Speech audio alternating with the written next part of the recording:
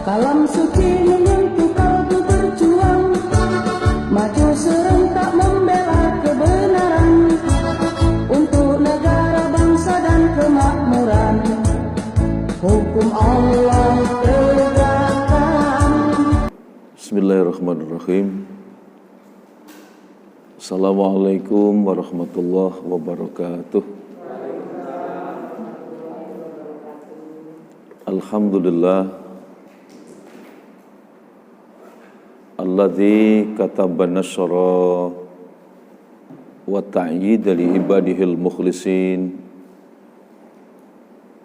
Inna lanansuru rusulana walladzina amanu fil hayatid dunya wa yawma yakumul ashhad. Asyhadu an la ilaha illallah wahdahu la syarikalah wa asyhadu anna Muhammadan abduhu wa rasuluh. Allahumma salli wa sallim wa barik ala Muhammad wa ala alihi wa ashabihi alladzina jahadu fillahi haqqa jihadih. Fakataba lahum rabbuhum izzad dunya wa syahadatal uqba yauma la yanfa'u malun wala banunun illa man atallaha biqalbin salim. Alhamdulillah, puji syukur marilah kita panjatkan kehadirat Allah Subhanahu wa taala pada kesempatan waktu duha yang berbahagia ini. Allah memudahkan langkah kita, bersama-sama kita bisa hadir dalam satu majelis yang insya Allah mubarakah. Mudah-mudahan kita semua yang hadir di majelis ini, hidup kita semua diselamatkan dan dibahagiakan oleh Allah Subhanahu wa taala. Dan untuk saudara-saudara kita yang terundang, yang masih belum bisa hadir karena sesuatu hal, karena kesibukan, mudah-mudahan urusannya dilancarkan oleh Allah. Jika sakit, mudah-mudahan diberikan oleh Allah sehat walafiat, zahiran wa batinan. Nah, hari ini kita akan membicarakan tentang menghadapi ujian kehidupan. Allah Subhanahu wa taala di Al-Qur'an itu menunjukkan kepada kita bahwa kesempatan kehidupan yang diberikan oleh Allah itu sesungguhnya sudah ditunjukkan oleh Allah bahwa ini adalah bagian dari ujian yang diberikan oleh Allah. Kita bisa pirsani di Al-Quran surat ke-67, surat Al-Mulk, ayatnya ayat yang kedua. Nah, di surat Al-Mulk, surat ke-67, ayat yang kedua, Allah berfirman, Alladzi khalaqal mauta wal hayata liyabluwakum ayyukum ahsanu amala. Ini yang mesti kita pegang, ini yang mesti kita dalami, dan ini yang mesti harus kita pahami di dalam kita menjalani hidup dan kehidupan. Jadi Allah sudah tunjukkan alladzi khalaqal mauta wal hayata. Jadi Allah menjadikan mati dan hidup kita itu untuk menguji siapa di antara kita manusia ini yang terbaik kualitas amal perbuatannya. Nah, kata ahsanu amala, amal yang terbaik, itu merujuk kepada penciptaan kita. Jadi kalau penciptaan kita itu memang manusia itu casingnya beda. Apa itu Bu? Desainnya beda, substansinya berbeda. Manusia itu seperti di Al-Quran surat ke-17 ayat yang ke-70, ya, Allah tunjukkan kepada kita. Jadi Allah muliakan manusia, ya. Manusia itu dikemas oleh Allah dalam sebuah penciptaan yang tadi berbeda dengan makhluk yang lain. Walaqad karramna bani Adam. Sungguh kami muliakan anak cucu Adam. Kalau kita lihat berapa banyak Allah sebutkan di Al-Quran itu yang merujuk kepada manusia. Ada disebutkan oleh Allah itu surat ke-76. Namanya surat Al-Insan. Al-Insan itu artinya manusia. Dan ketika bicara Al-Insan, ketika bicara manusia, itu Allah mau menyadarkan kita tentang proses kemuliaan yang dihadirkan oleh Allah dalam penciptaan manusia. Coba, hal ata alal insani khinum minadh dhahri lam yakun syai'an madhkura. Inna khalaqnal insana min nutfati amsaj nabtalihi faj'alnahu sami'an basyira. Inna hadainahu sabila imma syakira wa imma kafura. Jadi manusia diciptakan oleh Allah. Ya, ini diuji oleh Allah. Karena itu Allah berikan kepada manusia itu apa? Potensi. Allah kasih hati. Berfungsi enggak? Atau jangan-jangan disfungsi? Allah kasih mata. Berfungsi tidak? Jangan-jangan disfungsi. Allah kasih telinga. Berfungsi tidak? Jangan-jangan disfungsi. Kalau itu tidak berfungsi, maka turun derajat manusia itu, meluncur kemana? Tidak ubahnya seperti binatang. Bahkan yang lebih mengerikan lagi apa? Allah yang tunjukkan kepada kita, ada manusia yang casingnya manusia, tapi derajatnya lebih rendah dari binatang. Masya Allah. Coba di Al-Quran surat ke-7, surat Al-A'raf, ayatnya ayat 179. Di surat Al-A'raf ayat 179, Allah tunjukkan kepada kita. Betul Ibu ya? Walaqad dara'na li jahannama katsiran minal jinni wal ins lahum qulubun la yafqahuna biha walahum a'yunul la yubsiruna biha walahum adanul la yasma'una biha ulaika kal an'am balhum adal ulaika humul ghafilun. Allah jelaskan, aku sediakan neraka jahanam bagi siapa? Bangsa jin. Bagi siapa? Bangsa manusia. Manusia yang seperti apa? Yang dikelompokkan masuk ke dalam neraka jahanam. Maka ditunjukkan lahum qulubul la yafqahuna biha. Itu dia manusia. Manusia yang aku berikan hati, tapi hatinya tidak mampu mengingat Allah. Itu dia manusia. Manusia yang sudah aku bekali hati, tapi hatinya tidak ada keyakinan kepada Allah. Itu dia manusia. Manusia yang sudah aku berikan potensi hati, tapi hatinya tidak mampu mengingat Allah.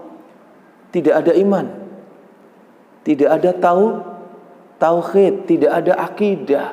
Dan itu yang menjadikan derajatnya hilang. Coba, kalau bukan Allah yang menyampaikan, tentu kita marah, Bu.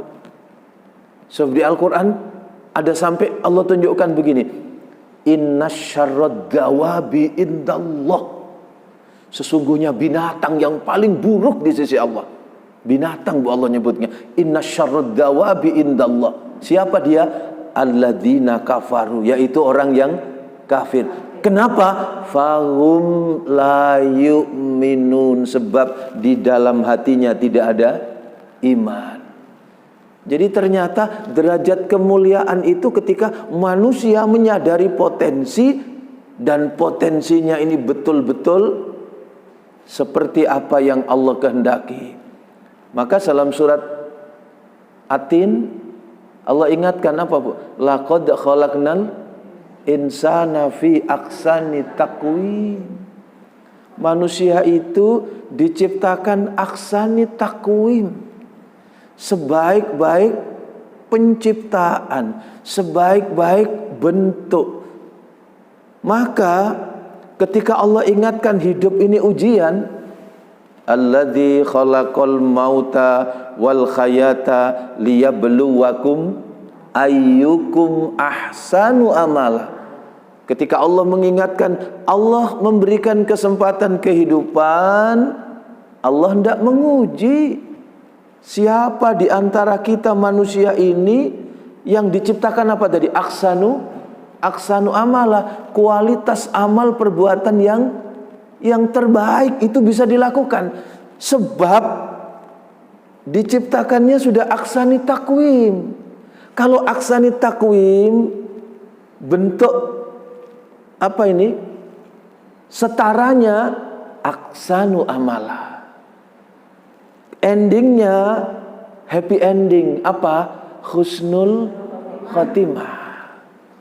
Jadi diciptakan sebaik-baik penciptaan, kemudian hidup diisi dengan sebaik-baik perbuatan untuk kembali dengan kondisi sebaik-baik kembalinya kepada Allah, yaitu husnul khatimah. Mudah-mudahan keterangan ini barokah. Mudah-mudahan kita semua diwafatkan oleh Allah dalam kondisi husnul khatimah. Sebab itu yang kita impikan. Berliku-liku jalan kehidupan kita, endingnya cuma satu. Kita minta kepada Allah, dikembalikan kepada Allah dalam kondisi kembali yang sebaik-baiknya. Maka disitulah kita diberi kesempatan ketika diuji, apa yang harus kita lakukan? Kita harus melakukan ahsanu amala, kualitas amal perbuatan yang terbaik. Nah, kualitas amal perbuatan yang terbaik itu apa? Kemuliaan hidup itu seperti apa? Maka Allah sudah tunjukkan siapa orang yang hidupnya mulia ketika dia menjalani kehidupan. Inna akramakum indallahi atqakum. Jadi manusia yang menghadapi kehidupan, monggo Ibu. Alhamdulillah. Jadi manusia yang menghadapi kehidupan dengan apa? Dengan bekal, sebaik-baik bekal di dalam menghadapi ujian kehidupan adalah bertakwa kepada Allah. Jadi tidak ada bekal yang lebih berharga, tidak ada bekal yang lebih mahal, tidak ada bekal yang lebih berarti dalam hidup kecuali apa? Seindah-indah dan sebaik-baiknya bekal di dalam kita menghadapi ujian, yaitu bertakwa kepada Allah. Sebab Allah yang tunjukkan inna akramakum indallahi atqakum. Rasulullah mengingatkan apa? Ittaqillah haitsuma kunta. Bertakwalah kepada Allah di mana saja kalian berada. Ujian diberikan oleh Allah. Coba, karena itu ketika Allah tunjukkan kesempatan umur kepada kita, hidup tidak untuk selamanya, ada batas waktunya. Kullu nafsin dha'iqatul maut. Begitu Al-Quran mengingatkan, siapa yang bernyawa, siapa yang dianugerahkan oleh Allah nafas, ada saat kematian. Kullu nafsin dha'iqatul maut. Lanjutan ayat itu apa? Wa nablukum bisyarri wal khairi fitnah wa ilaina turja'un. Jadi kemudian Allah tunjukkan, maka kepadanya diberikan ujian oleh Allah dalam bentuk apa? Bisyarri wal khairi. Dengan berbagai kesulitan dan berbagai kemudahan, berbagai kebaikan, tapi statusnya sama-sama sebagai ujian. Jadi kalau kita di Quran itu ditunjukkan Setiap manusia sudah diberikan keran oleh Allah. Ada yang rizkinya lancar, ya.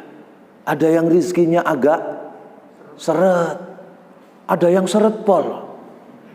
Ya, tapi semua itu statusnya adalah sebagai ujian yang diberikan oleh Allah. Bisa saja ada manusia yang ketika diberikan kemudahan rizki, dia lulus. Tapi sebaliknya tidak jarang ada banyak manusia yang ketika diberi kemudahan rizki, dia justru gagal. Ada lagi sebaliknya, ketika diuji dengan kesulitan rizki, dia lulus. Dia semakin yakin kepada Allah, dia semakin dekat kepada Allah, dia semakin butuh kepada Allah, berbaik sangkanya kepada Allah luar biasa. Alhamdulillah, Allah masih berikan kesempatan.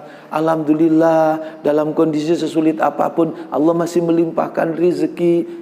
Ini pilihan terbaik yang diberikan oleh Allah kepada saya. Sebab belum tentu ketika saya diberi kucuran rezeki yang berlimpah, saya masih ingat kepada Allah. Lulus ketika dia diuji dengan kesulitan, tapi belum tentu ketika diuji dengan begitu mudahnya fasilitas, harta kekayaan yang diberikan oleh Allah, dia masih ingat kepada Allah. Dia lupa diri dan lupa daratan. Jadi karena itu, bekal yang paling indah tadi apa? Bertakwa kepada Allah. Dalam kondisi dan situasi apapun, maka fa inna khairaz zadi taqwa. Sebaik-baik indah, sebaik-baik bekal dalam ujian ini adalah bertakwa kepada Allah ketika menjalani kehidupan. Kenapa? Sebab hanya orang yang bertakwa yang punya 3 pilar. Yang 3 pilar ini terus mengawal dan menjaga kemuliaan. Pertama, orang yang bertakwa itu takwa Allah ayyu ta'afala yuksha. Jadi orang yang bertakwa itu punya mahkota. Apa mahkotanya? Ayyu ta'a. Hidupnya selalu taat kepada Allah. Dalam kondisi apapun dia menomorsatukan ketaatan kepada Allah. Imannya mengantarkan menuju ketaatan kepada Allah. Keyakinannya mengantarkan menuju kepatuhan kepada Allah. Inilah yang menyelamatkan kehidupannya. Jadi takwa Allah ayyu ta'a. Orang yang bertakwa itu selalu taat. Padahal ketaatan ini yang membuka pintu kebahagiaan. Jadi kalau orang taat itu dalam situasi apapun endingnya happy ending. Endingnya pasti bahagia. Mana buktinya? Quran surat ke-22, surat Al-Hajj, ayatnya ayat 34, ayatnya ayat 35. Di penghujung ayat 34 Allah memberikan pencerahan kepada kita, fa ilahukum ilahu wahid falahu aslimu wa basyiril mukhbitin alladzina idza dzukirallah wajilat qulubuhum wassabirina ala ma asabahum wal muqimis shalah wa mimma razaqnahum yunfikun. Jadi kalau kita kepingin ya ketemu dengan kebahagiaan, sudah ditunjukkan oleh Allah jalannya. Jalannya adalah ketika kita diuji oleh Allah, kita bertakwa kepada Allah. Orang yang bertakwa kepada Allah itu pilar yang pertama adalah taat kepada Allah.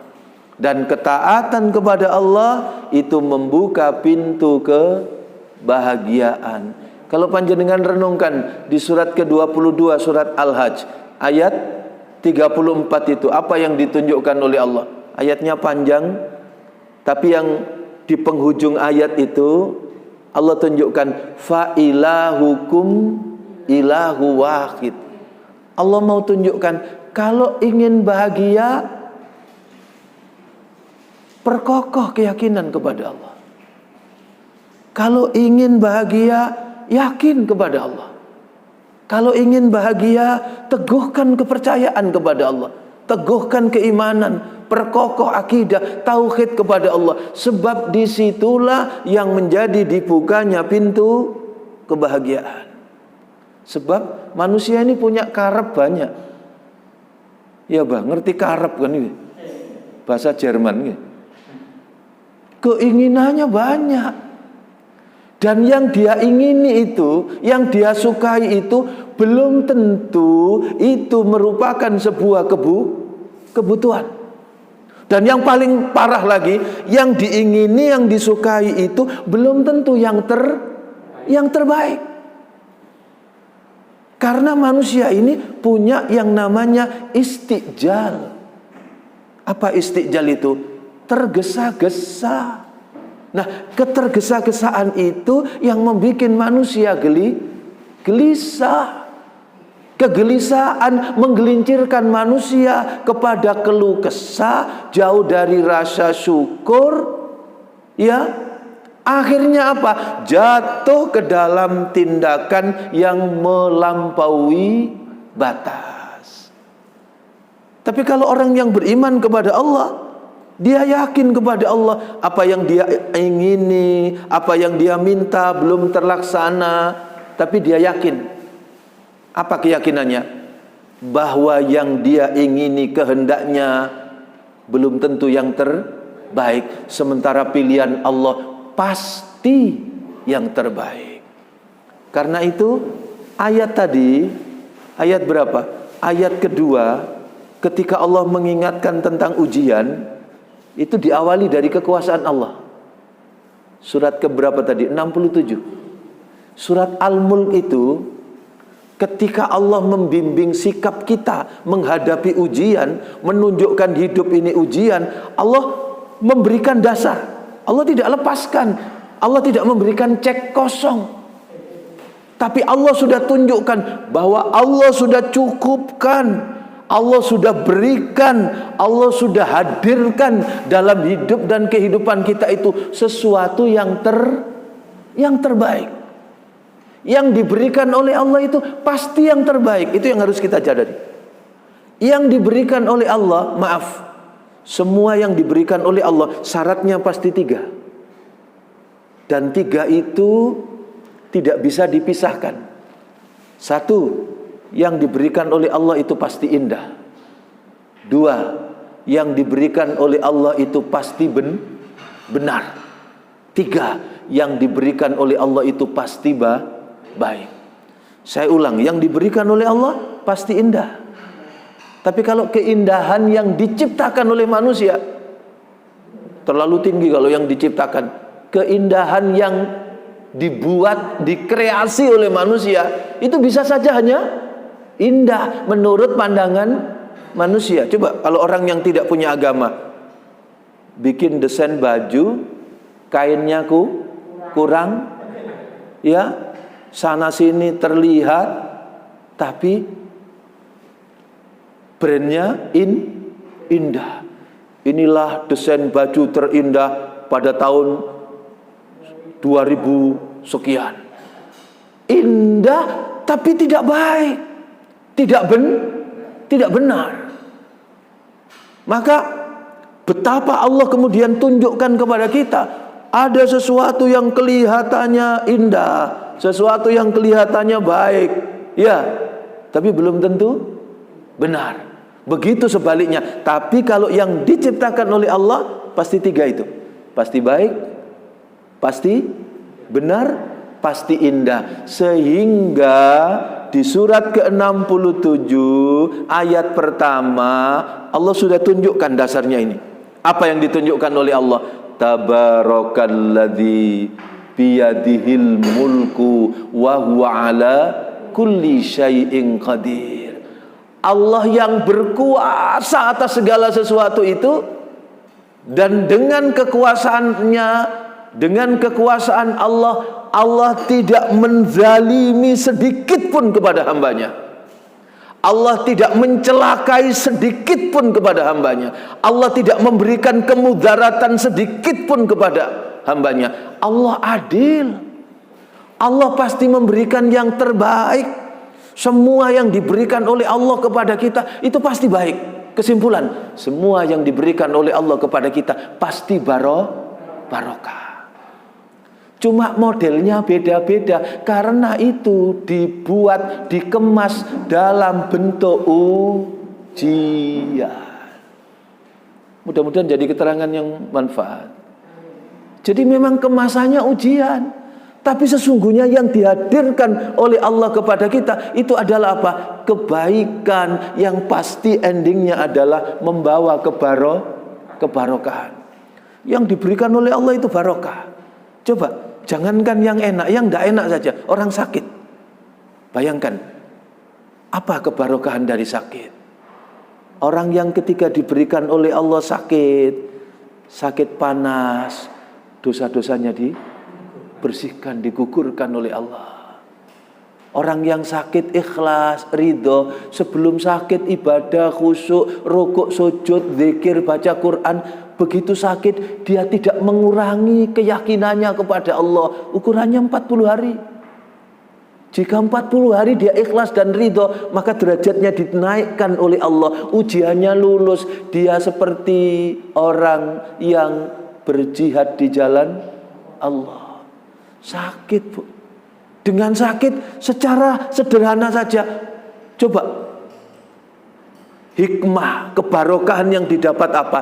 Dengan sakit terus, iya, ini bagian dari cara Allah, bagian dari kasih sayang Allah. Bisa jadi saya salah jalan. Bisa jadi saya salah jalan. Jalan hidup dua. Satu, pola hidup mungkin tidak benar. Yang kedua, pola makan. Iya, yang ketiga apa, Bu? Wah, ini tambah nemen ini. Ya nopo, Bah? Dua tidak cukup ini, Bah, ternyata. Pola hidup sudah tidak benar. Yang kedua, pola makan tidak benar. Ketiga, semakin parah, kakean pola. Coba. Jadi ternyata ada hikmah. Begitu diberi oleh Allah sakit, terus dia bisa bermuhasabah. Terus dia bisa lebih dekat kepada Allah. Pertama yang keluar apa? Istighfar. Mohon ampun kepada Allah. Ya Allah, ini semua tentu karena kekhilafan dan kesalahan saya. Mudah-mudahan Engkau berikan kesempatan. Engkau angkat penyakit saya. Engkau sehatkan ya Allah saya. Supaya saya bisa takzim. Bisa berbakti. Bisa melayani suami, bisa melayani istri, bisa merawat anak-anak. Berikan ya Allah kesempatan, kesehatan. Angkat penyakitnya ya Allah. Sambil bermuhasabah, mengevaluasi diri. Biasanya lek mangan sedina ping 4. Ya, 4 kali, 3 kali soalnya tidak cukup. Malam masih ditambah. Salam perpisahan malam. Soalnya ada nasi goreng. Oh, matur nuwun, Bu. Nggih. Biasanya pelayannya itu ada, Pak. Oh, Masya Allah. Nah, Oh, ya, mudah-mudahan diangkat penyakitnya oleh Allah. Nggih. Nah. Baik, kembali ke studio 2. Nggih. Ada iklannya, matur nuwun, Bu. Nggih. Jadi ternyata apa? Allah mengajarkan kepada kita. Ketika Allah mengingatkan hidup tadi ujian yang diawali oleh Allah kalimat dalam surat Al-Mulk ayat yang pertama itu, semua yang diberikan oleh Allah itu barokah. Apa barokah? Ziyadatan fil khair. Yang disebut barokah itu bertambah dan bertambahnya kebaikan. Jadi itu barokah. Saya di sekolah itu mengingatkan sama anak-anak. Nah, kalau kamu pengen jadi dokter, kemudian kamu belajar baik, nilaimu bagus, jenjang kamu tempuh dengan baik, sampai kamu bisa masuk di fakultas kedokteran, terus lulus jadi dokter. Pertanyaannya, apakah kamu sudah sukses ketika kamu sudah mendapatkan wisuda sebagai dokter? Semua jawab sukses gitu. Tanya lagi ke anak-anak, kamu yang pengen jadi insinyur, kamu yang pengen jadi DPR, kemudian kamu jadi DPR sampai duduk di kursi dewan. Pertanyaannya, apakah kamu sudah sukses? Maka jawabannya apa? Semua jawabannya sama, sukses. Akhirnya saya jawab, nak, kalimat kalian itu belum titik, itu baru koma. Jadi betul nak, kalian sukses sebagai dokter, sukses sebagai insinyur, sukses sebagai dewan, sukses sebagai wali kota, sukses sebagai profesional apapun, tapi belum tentu menjadi dokter yang sukses. Baru sukses sebagai dokter. Beda loh Bu, sukses sebagai dokter dengan dokter yang sukses. Sukses sebagai insinyur dengan insinyur yang sukses. Sukses sebagai dewan dengan dewan yang sukses. Kalau dokter yang sukses berarti hidupnya barokah.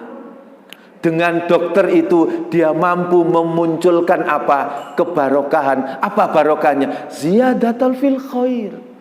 Bertambah dan bertambahnya kebaikan. Baik kebaikan untuk dirinya maupun kebaikan untuk orang lain.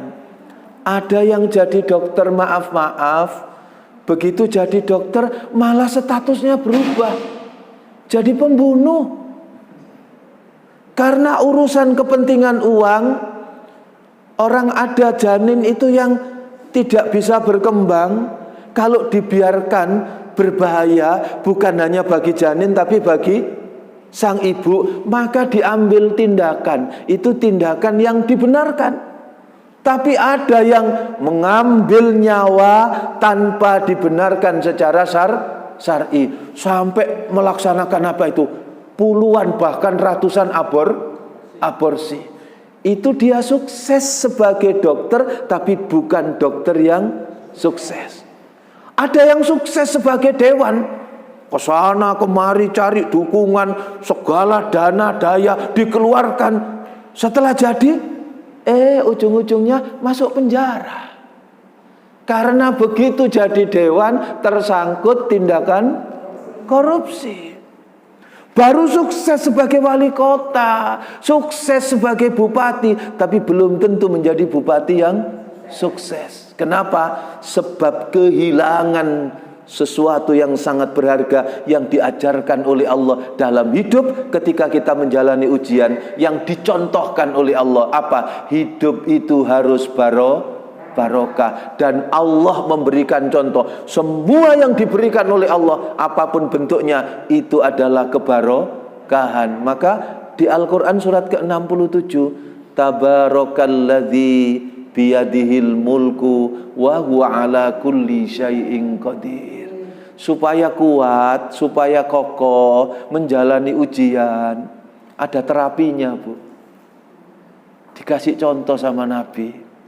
Nabi itu kalau mau tidur, mau istirahat, tidak pernah melewatkan Nabi itu membaca surat Al-Mulk. Jadi surat Al-Mulk itu bacaan harian Rasulullah.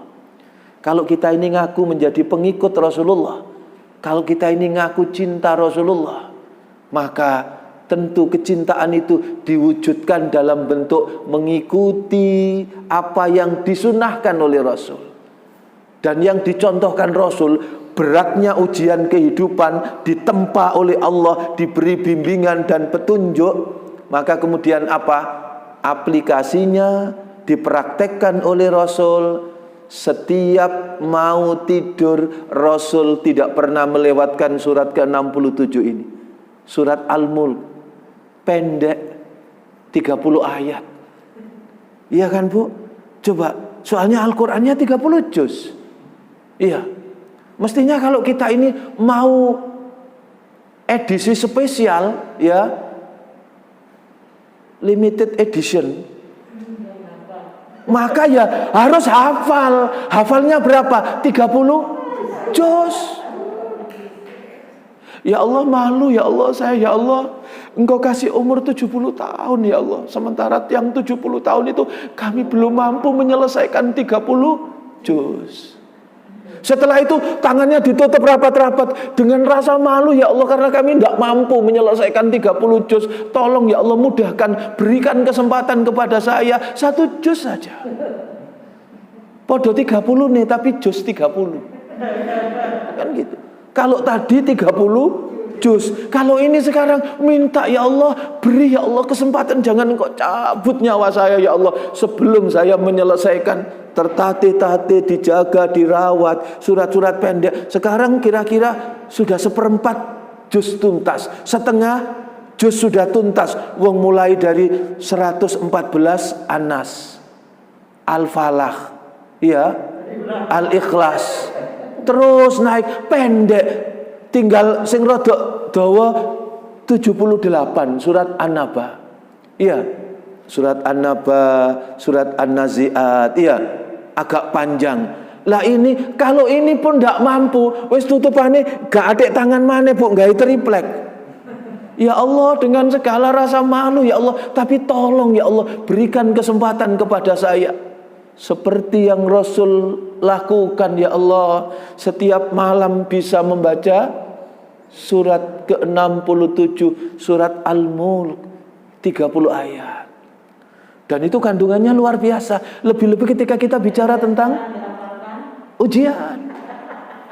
Ketika kita bicara hidup ini ujian dalam kehidupan, itu merefresh, memberikan makna pencerahan yang luar biasa. Panjenengan renungkan 30 ayat.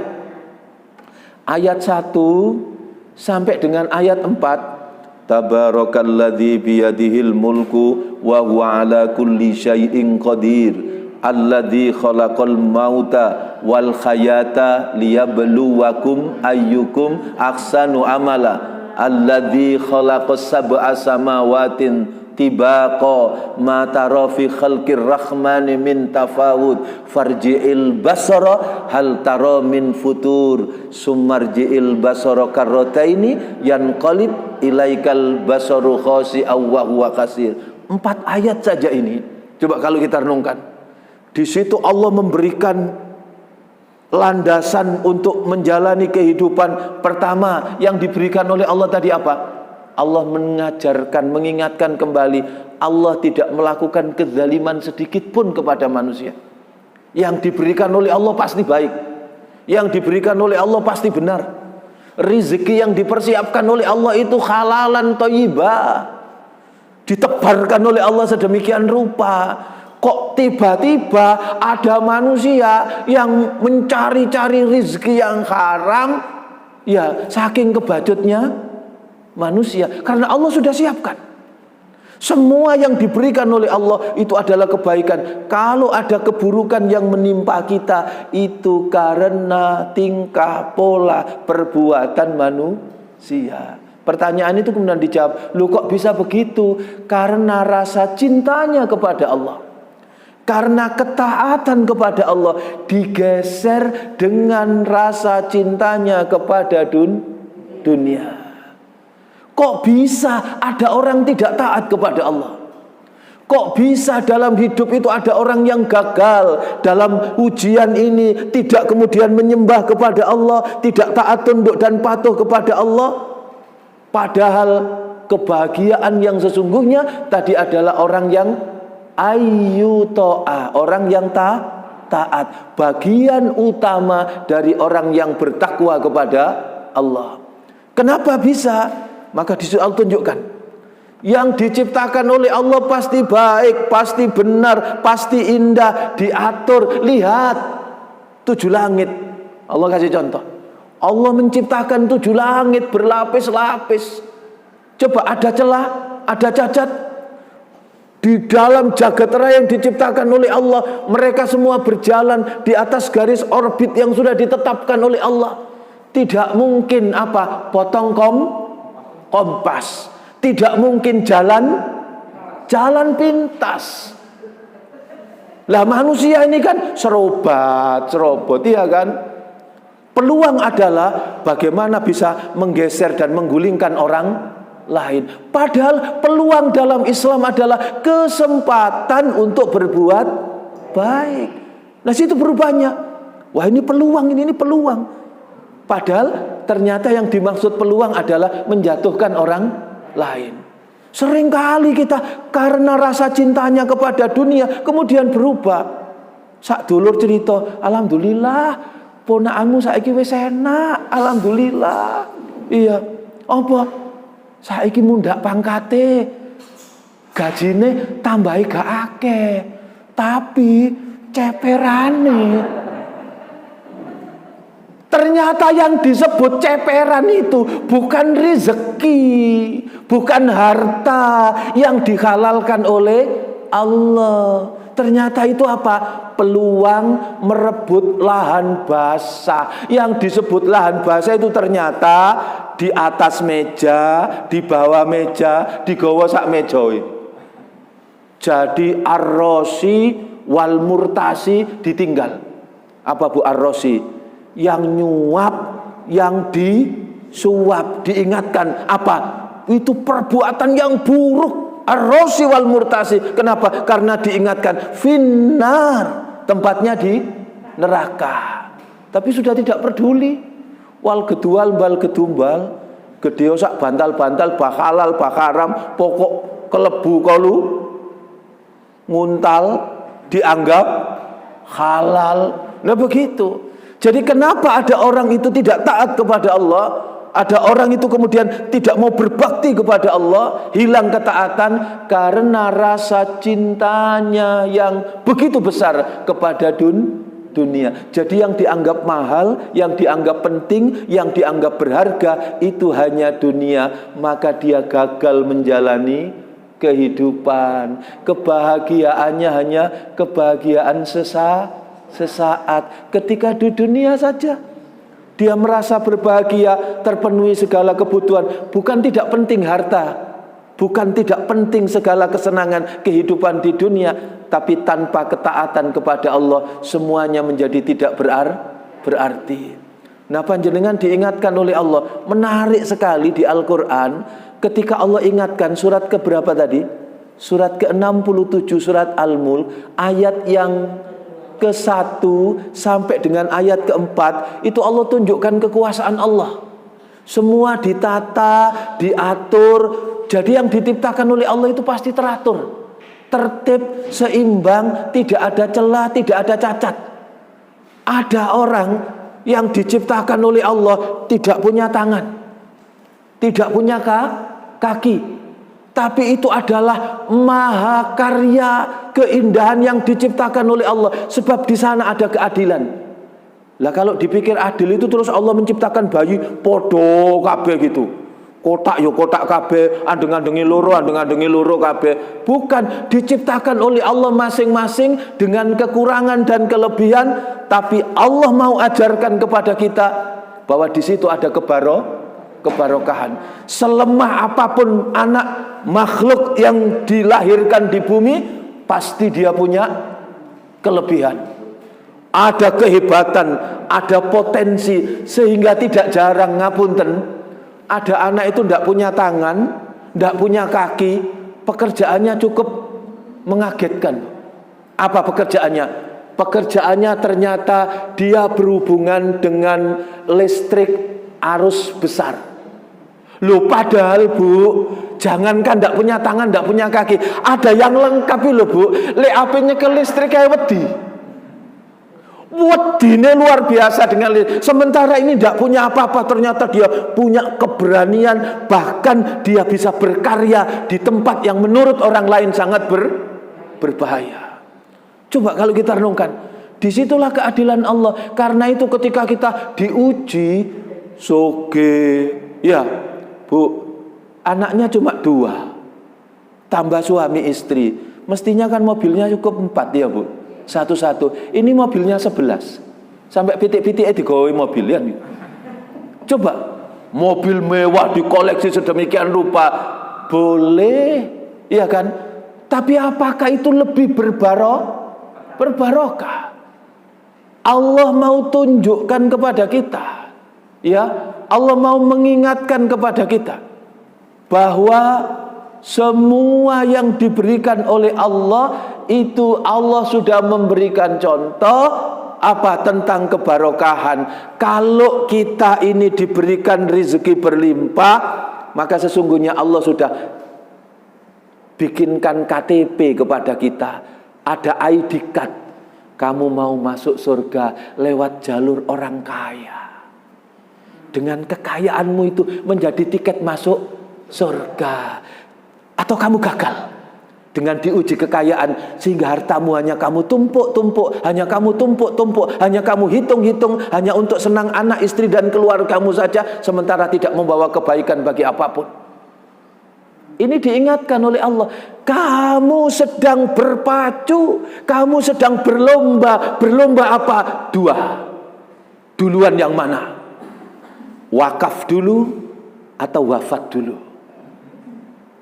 Sedang diuji kamu. Mau mewakafkan mobil, Bu. Dihitung sampai terperinci. Padahal mobilnya 11. Kalau saya ngapal no Quran gak iso, tak titip no ke santri yang menghafal Al-Quran, tak titip no ke pesantren yang di situ takzim mencetak anak-anak. Maka inilah kamu sedang dipersiapkan, dimuliakan oleh Allah, masuk surga lewat jalur orang kaya. Kamu masuk surga lewat apa? Jalur orang alim, orang yang berilmu, yang mewakili Allah, menyampaikan ilmu-ilmunya Allah supaya orang menjadi taat kepada Allah. Kamu masuk surga lewat jalur mana? Abid, orang yang ahli ibadah, rukuk dan sujudmu hebat, tahajudmu luar biasa, puasa Senin, puasa Kemismu, kamu orang yang abid. Kamu sedang dimuliakan oleh Allah, dipersiapkan, kamu lulus ujian. Karena apa? Kamu masuk gerbong, masuk surga lewat ID card-nya orang yang ahli ibadah. Sing sedilak gagal di mana-mana, Bu. Nanti diceluk masuk surga dari orang-orang agnia, orang kaya, gak melok. Masuk surga dari orang-orang yang ahli kajian, taklim, orang alim, gak melok. Terakhir mana ahli ibadah, apa ini masuk surganya karena orang-orang yang rajin puasa, gak melok, ya kan? Terakhir wis kari dewe ditinggal gak melbu swarga, tidak masuk surga. Gagal, kegagalan yang luar biasa. Karena apa? Di dunia dia sudah merasa berhasil, di dunia sudah merasa sukses. Makanya tadi, kenapa ada orang yang tidak taat? Karena yang dianggap berharga itu hanya dunia. Maka Rasul memberi contoh, rugi besar kalau kita tidak mengamalkan membaca surat Al-Mulk. Ayat 1-4 isinya tentang kekuasaan Allah. Kemudian berikutnya ayat 5 sampai dengan ayat 15. Panjenengan renungkan. Ayat 5 sampai ayat 15 itu Allah mengingatkan tentang liku-liku kehidupan ditunjukkan oleh Allah, tentang ahlun nar, tentang ahlul jannah, tentang orang-orang yang ahli neraka, tentang orang-orang yang ahli surga, supaya kita bisa milih, supaya kita waspada, supaya kita hati-hati. Langkah-langkah yang saya tempuh, perbuatan yang saya jalankan, kira-kira masuk mana? Menuju ke dalam surga, atau sebaliknya, naudzubillah, tergelincir masuk neraka. Itu ayat 5 sampai dengan ayat 15. Kemudian ayat 16. Ya. Ayat 16 Allah tunjukkan sampai dengan ayat 22. Panjenengan pirsani, ayat 16 sampai ayat 22 itu ditunjukkan peringatan Allah. Jangan sombong, jangan takabur. Yang kita kumpulkan itu tidak abadi. Kita kerja berhari-hari, berbulan-bulan, bertahun-tahun pengen membangun rumah yang megah, pengen mengisi dengan perabot yang lengkap, dengan alat-alat yang modern, dengan segalanya. Kamu persiapkan bertahun-tahun, tapi kalau diminta oleh Allah, tidak butuh waktu lama. Jangankan butuh waktu sehari, sepersekian menit bisa hilang. Siapa yang menjamin didatangkan azab oleh Allah karena tingkah pola kita manusia? Kemudian apa? Turun itu bencana, diturunkan dari langit, dikeluarkan dari bumi. Itu ayat berapa tadi?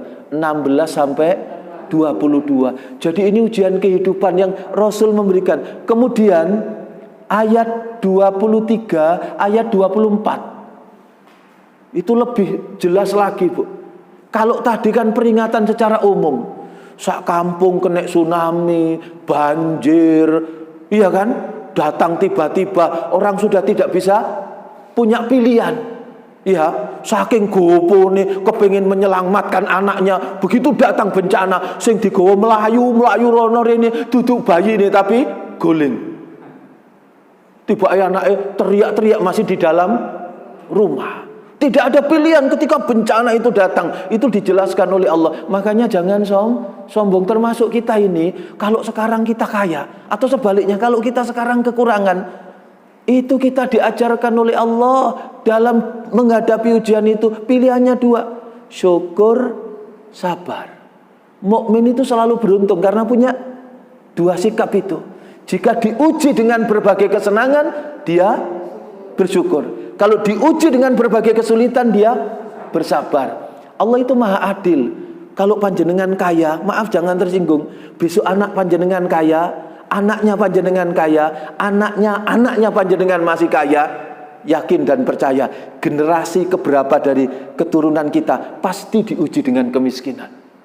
Allah itu maha adil. Kalau kita sekarang miskin, kita sekarang kesulitan, nanti anak kita masih sulit, ini masih sulit, yakin dan percaya pada generasi keberapa keturunan kita akan diuji dengan kekayaan. Karena itu tidak boleh sombong, tidak boleh putus asa. Allah maha adil. Jadi kalau tidak bisa terus wis gak usah nak, gak usah khawatir, awak dhewe iki balungan soge, tidak bisa. Masih boros opo ae tetep soge, delok tambah mbaya awak dhewe soge mbae soge sampai kapan soge? Ternyata soge ini mek 7 turunan. Generasi ke-8 sudah miskin. Kan begitu. Jadi Allah maha adil ditunjukkan oleh Allah itu secara umum. Nah, begitu ketemu dengan ayat berapa tadi? 23 ayat 24 itu adalah nasihat secara pribadi. Bahwa kita diciptakan oleh Allah dengan segala kesempurnaan, tapi Allah memberikan keterbatasan.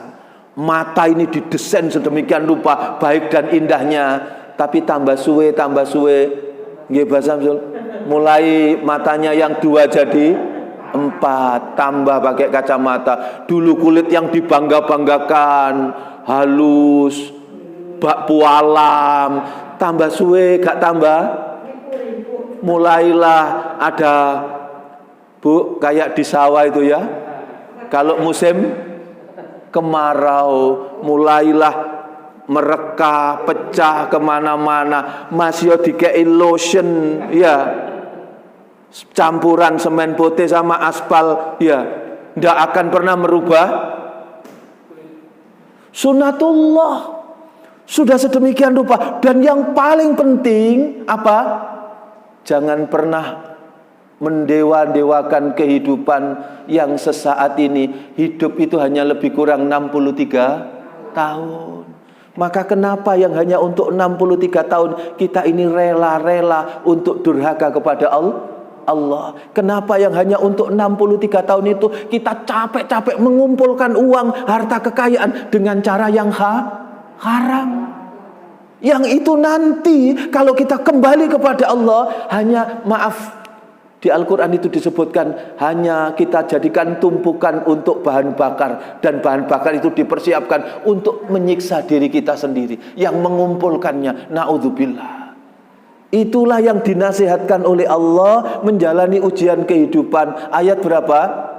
23, 24. Ayat 25, 26, 27 itu adalah peringatan dari Allah tentang orang-orang yang lalai.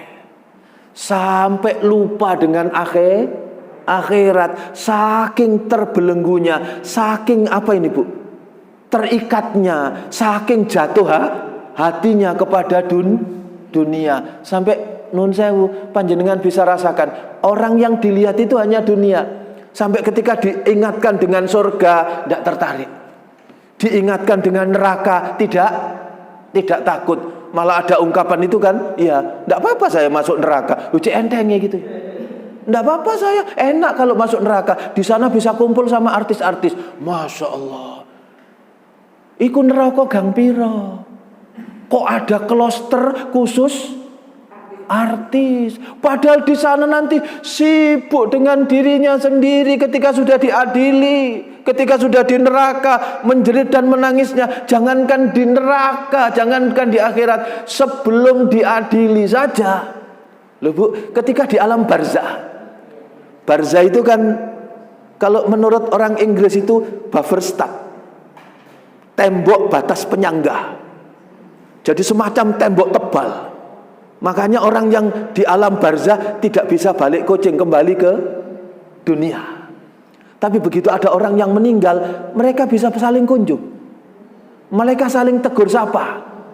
Leono jenazah yang baru datang, dia ditanya, ya apa kabarnya anakku, bagaimana? Itu di alam barzah, dimensi alam barzah. Dan di alam barzah itu, kata Rasulullah, belum diadili Bu, belum diketok, belum diputuskan, tapi orang sudah bisa bahagia, orang sudah bisa menderita.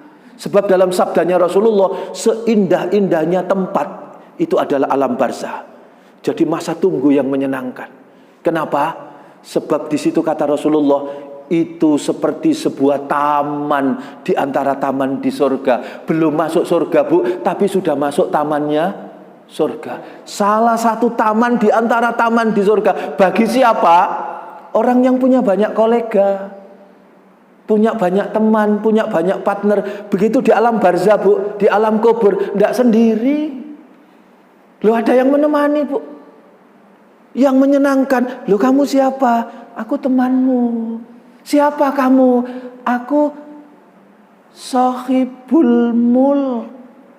Aku sahabatmu Al-Mulk. Ternyata yang jadi sahabat kita tadi adalah bacaan Al-Quran kita setiap mau tidur ketika kita membaca Al-Mulk. Ada lagi, loh enak Bu di alam barzah, koyok di taman surga. Ternyata ditanya, kamu siapa? Saya Sohibul Quran.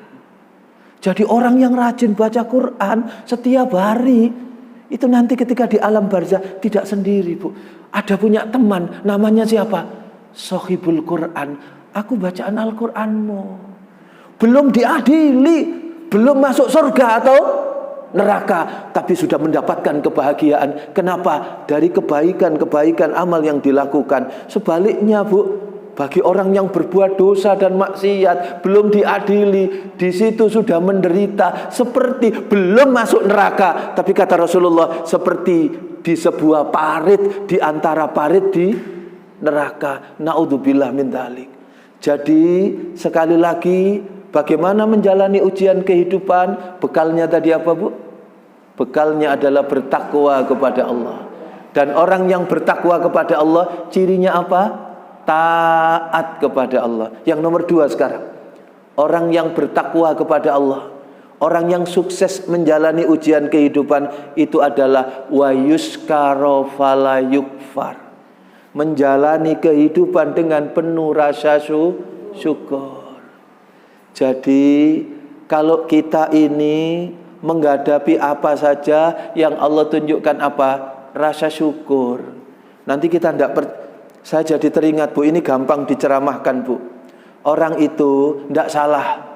Kata Rasulullah, kalau dalam sabda beliau, menghadapi apapun, kehilangan apapun yang kita cintai, tuntunannya baca apa Bu? Inna lillahi wa inna ilaihi raji'un. Itu sudah betul, kan begitu? Tuntunannya begitu, dikembalikan kepada Allah. Termasuk tidak ada musibah sedikit apapun kecuali itu sebuah kebaikan yang diberikan oleh Allah. Maka ketika kesandung yang diucapkan inna lillahi wa inna ilaihi rajiun. Tapi ada orang, Bu, yang bagi orang lain akan terheran-heran, ngantar anaknya ke kolam renang. Ada seorang ustadz di Jakarta, anaknya ikut apa itu, Bu? Les renang, belajar renang, diantar di kolam renang, jam sekian dijemput. Ternyata qadarullah, anak tadi yang diantar, anak yang disayangi, yang dicintai, ternyata sudah meninggal. Anak ini tenggelam di kolam renang. Sedih, Bu, sang ayah ini, nangis. Meskipun dia innalillahi wa inna ilaihi rajiun, tapi rasa kehilangannya luar biasa. Kemudian ketika di rumah, di antara petakziah yang datang itu, salah seorang sahabatnya datang, namanya Agus Salim, yang kemudian kita kenal dengan Kiai Haji Agus Salim, salah seorang pahlawan nasional, dan ini salah seorang filosof besar dunia, Agus Salim. Ya, kita ini kan punya banyak ekonom Indonesia yang luar biasa, namanya Muhammad Hatta, seorang ulama, ya, yang orator, yang bagian ngompori, yang bagian ngomong Soekarno. Tapi yang punya gagasan-gagasan brilian tentang menata kehidupan ekonomi malah sesungguhnya adalah Bung Hatta, seorang pemikir besar, Agus Salim. Agus Salim ini ketika berkunjung sama temannya, apa yang dikatakan? Dirangkul temannya, kemudian pundaknya disentuh oleh tangan Agus Salim, dan temannya dibisiki. Apa yang diucapkan? Ketika temannya bilang innalillah, innalillah, innalillah, Agus Salim malah bilang, ucapkan alhamdulillah, ucapkan alhamdulillah, ucapkan alhamdulillah. Sampai dengan terbata-bata temannya itu kemudian menyatakan alhamdulillah.